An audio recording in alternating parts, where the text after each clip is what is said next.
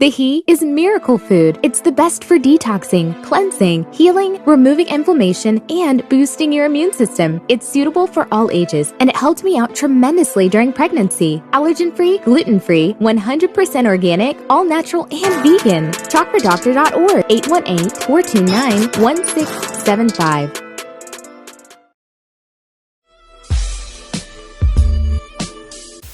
Who were you signed? Were you signed to Shaq when you put that out, or? No, man, but yeah, I was signed to Shaq, and Shaq gave me the freedom to go do it, to do the album at Sony with Tariq. Me and Tariq wasn't a group. So backstory, Tariq met Shaq and was writing and working with Shaq. Tariq said, yo, my man Peter Gunz, this is the type of stuff he does. He writes this type of stuff. He'll be dope. Immediately had Shaq fly me out.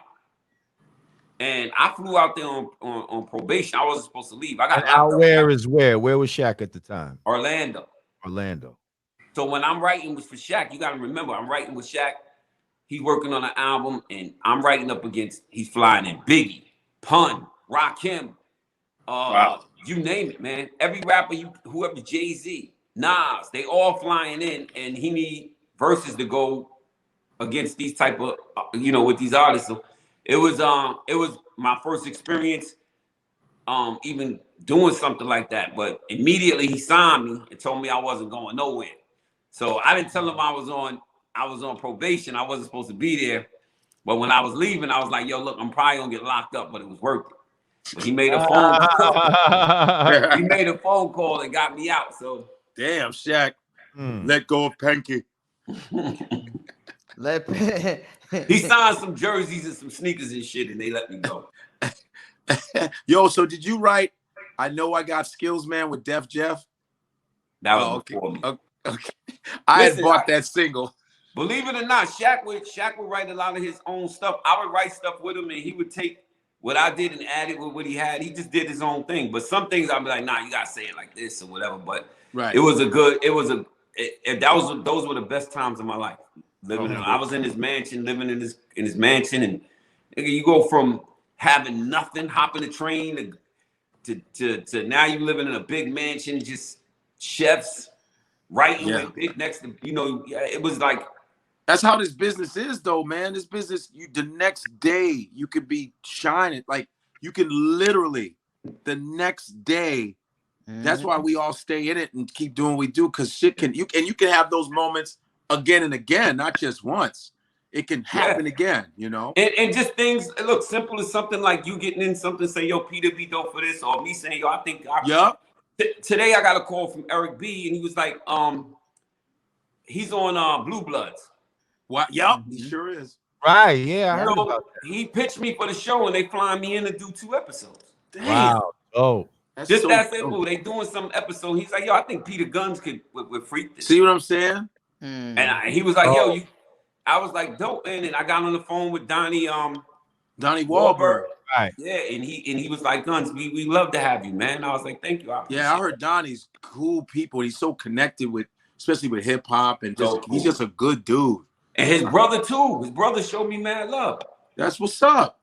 So I mean, just little things like that, people help, just something like you said, that's simple. Like Tariq got out there and immediately pitched me. Wow, that's cool.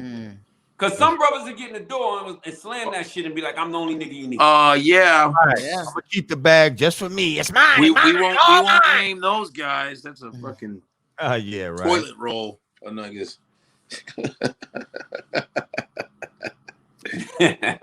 That's dope. So you come out, y'all had your success or whatever. Then I'm sure there's all of these industry stories as to why people don't end up following up with multiple albums and blah blah blah blah contracts. There be some bullshit, and somehow people just kind of go their own separate ways. They get disillusioned with the industry. Would you be safe to say that that's kind of what happened? It was to me, if you ask me, I would speak for me, and I think Tariq could feel the same way, but some of you have to ask him. I think we was just completely turned off to the industry. We made a song that was organic. The verses was 16. The verses was 26 bars. The hook was 16 bars. It was about New York, the Bronx. we thought, you know, I was tired of going places hearing people go Queensbridge, Brooklyn. So we go in the tunnel, and I told my niggas behind me, when I say if it wasn't for the Bronx, rap shit probably never would be going on. Tell me where you from. I want y'all niggas to go uptown, nigga. Up, because there only be like 10 of us and like 50 Brooklyn niggas. So right. It was just an organic record to big up the where we from, and then also give props to all the other boroughs that, you know, I got family in and we love. And it flew. But this when that shit died out, which we should have, I partly blame us, because if we would have put an album out, we would have sold 2 million albums as opposed to 2 million singles. We was like, we took too long to do the album. We flying around, right? Money. We not even a group. Me and Tariq wasn't no group. We made ourselves. We arguing like, that ain't hot. That ain't. So we mashed this quick album together and put it out, and it didn't do anything. And then we discovered, oh, it was organic. This is how it works. This person wants you to do this. They want you to do all these shows. They want money. We didn't know that side of it. And then to watch people go from loving you and turn on you, like, it almost felt like going in the Sony building was like, Peter and them is here. Like, you know, like they owe us another album. And I just remember we was connected to a bunch of dudes at that time that wasn't going to tolerate anything, sex, money, murder. We wasn't in it, but they was behind us 100%, and people were scared of that. And it was just like we just wanted out, because we went in the building and it wasn't the same energy when we came out with Uptown Baby. So they had to let us go, and from there we just walked away. I was like, damn, that's how this works. Now, what is Sex, Money, Murder? That's a gang. Yeah, it's yeah, it's a gang out of Soundview. Tariq grew up on that side of the town, and those are some of the people he grew up with.